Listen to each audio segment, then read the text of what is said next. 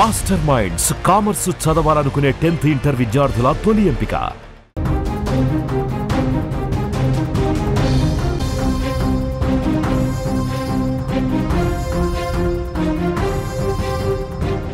Breaking news చూస్తున్నాం. అనకాపల్లి జిల్లాలో ఘోర రోడ్డు ప్రమాదం జరిగింది. లంకెలపాలెం కూడలిలో లారీ బీభత్సం సృష్టించింది. సిగ్నల్ వద్ద ఆగి ఉన్న వాహనాల మీద ఒక్కసారిగా దూసుకొచ్చింది లారీ. 3 కార్లు 19 బైకులను ఢీకొట్టింది. ఈ ప్రమాదంలో 3 స్పాట్లోనే చనిపోయారు. 16 మందికి తీవ్రంగా గాయాలైనట్లుగా తెలుస్తోంది. బ్రేకింగ్ న్యూస్ మనం చూస్తున్నాం. ఘోర ప్రమాదానికి సంబంధించి అనకాపల్లి జిల్లా పరవాడ మండలంలో ఘోర రోడ్డు ప్రమాదానికి సంబంధించిన వార్త చూస్తున్నాం. పరవాడ మండలం లంకెలపాలెం కూడలి వద్ద సిగ్నల్ పడింది. దీంతో వాహనాలన్నీ ఆగున్నాయి. అదే సమయంలో గాజువాక నుంచి అనకాపల్లి వైపు ఓ లారీ అతి వేగంగా వచ్చి సిగ్నల్ దగ్గర ఆగి ఉన్న 3 కార్లు 10 వరకు బైకులను ఢీకొడుతూ కొంత దూరం అదే స్పీడ్లో దూసుకుపోయింది. ఈ ప్రమాదంలో 3 చనిపోయారు, 16 మందికి గాయాలయ్యాయి. వాళ్ళలో ఒకరి పరిస్థితి విషమంగా ఉంది. అతి వేగమే ప్రమాదానికి కారణంగా కనిపిస్తోంది. ఈ ఘటనకు సంబంధించి మరింత సమాచారాన్ని మా ప్రతినిధి చందు అందిస్తారు ఫోన్లలో. చందు, ఈ ప్రమాదానికి సంబంధించి పోలీసులు ఏం చెప్తా ఉన్నారు? అతను ఏమైనా మద్యం మత్తులో ఉన్నాడా? ఏంటి రీజన్? రైట్ వెళ్ళి ప్రశ్న చూసుకుంటే నిన్న రాత్రి 11 గంటల సమయంలో అందరూ కూడా విధులు ముగించుకొని మరి కొద్దిసేపట్లో ఇంటికి వెళ్తామనగా అనుకోని ప్రమాదం సంభవించింది. ఈ ప్రమాదంలో 3 అక్కడికక్కడే మృత్యువాత పడ్డారు. 16 మంది వరకు కూడా గాయాలయ్యాయి. వీరిని స్థానిక ప్రభుత్వ ఆసుపత్రిలోనే అదేవిధంగా విశాఖ కేహెచ్ కొంతమంది తరలించారు. అయితే నిన్న జరిగిన ఈ ప్రమాదంలో గత కొద్ది గంటల క్రితమే మరొక ఆయన మృతి చెందినట్లు తెలుస్తోంది. పూర్తిగా ఇప్పటి వరకు కూడా 4 మృత్యువాత పడ్డారు. సుమారు 15 మంది వరకు క్షతగాతులందరూ కూడా హాస్పిటల్లో చికిత్స పొందుతున్నారు. అయితే నిన్న పరవాడ మండలం, అనకాపల్లి జిల్లా పరవాడ మండలం లంకెలపాలెం దగ్గర ఒక సిగ్నల్ పాయింట్ ఉంటుంది. ఆ సిగ్నల్ పాయింట్ చాలా క్రూషియల్ గా ఉంటుంది. ఎందుకంటే అది చాలా హెవీగా ఉంటుంది. పొల్యూషన్, అక్కడ వెహికల్స్ అన్ని కూడా ఒక్కసారిగా వస్తా ఉంటాయి, వెళ్తా ఉంటాయి. ఎందుకంటే అది ఒక అంటే లారీ డ్రైవర్ కి తెలీదా అక్కడ సిగ్నల్ ఉంది, అక్కడ వెహికల్స్ ఆగుంటే నిదానంగా వెళ్ళాలని తెలీదా? ఎందుకంటే ఎప్పటి నుంచో ఆ మార్గంలో ప్రయాణిస్తూ ఉంటాడు కదా, ఎందుకు అట్లా జరిగిన పరిస్థితి ఉంది?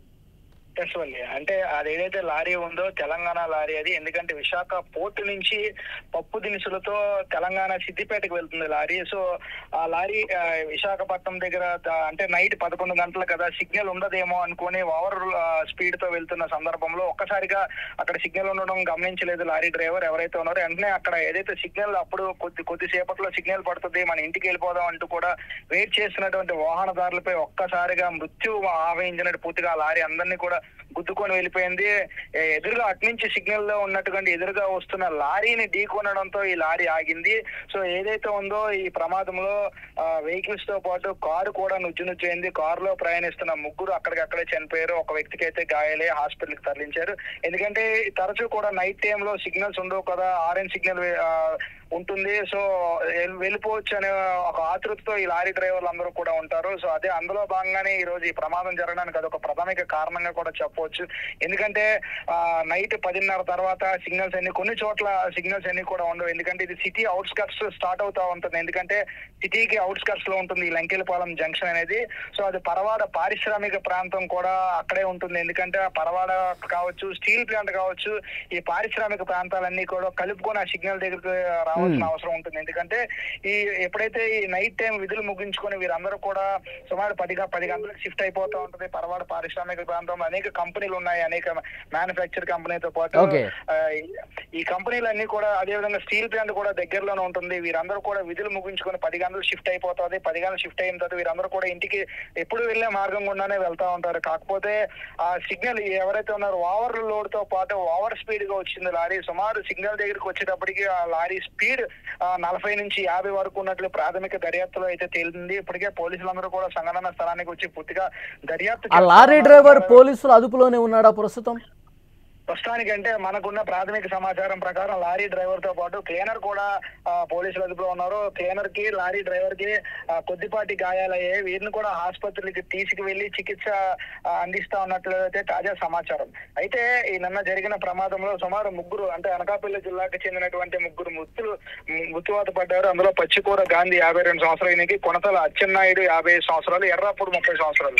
అదేవిధంగా అందులో భాగంగానే ఈ రోజు కొద్ది గంటల క్రితం ఏదైతే ఉందో అనకాపల్లి జిల్లా ప్రభుత్వ హాస్పిటల్లో చికిత్స పొందుతున్నటువంటి ఒక వ్యక్తి కూడా మరణించారు. మొత్తం ఇప్పటివరకు కూడా 4 మృతులను ఐడెంటిఫై చేశారు. మరికొంతమంది క్షతగాతులకు అయితే పూర్తి వైద్యం అందిస్తున్నారు. దీనిపై ఇప్పటికే రాష్ట్ర ప్రభుత్వం కూడా ఎవరైతే ఉన్నారో విశాఖపట్నానికి సంబంధించినటువంటి ఇన్ఛార్జ్ మినిస్టర్ డోలా బాలవీరనే స్వామి కూడా దీనిపైన విచారం వ్యక్తం చేశారు. ఎవరైతే క్షతగాతులు ఉన్నారో వారందరికీ కూడా మెరుగైన వైద్యం అందించాలని చెప్పి అధికారులు ఆదేశాలు జారీ చేయడం జరిగింది. అదేవిధంగా ఎవరైతే ఉన్నారో ఇప్పుడు మెరుగైన వైద్యం కోసం దగ్గరలో షీరానగర్ దగ్గర ఐకాన్ కృషి హాస్పిటల్ ఉంటుంది.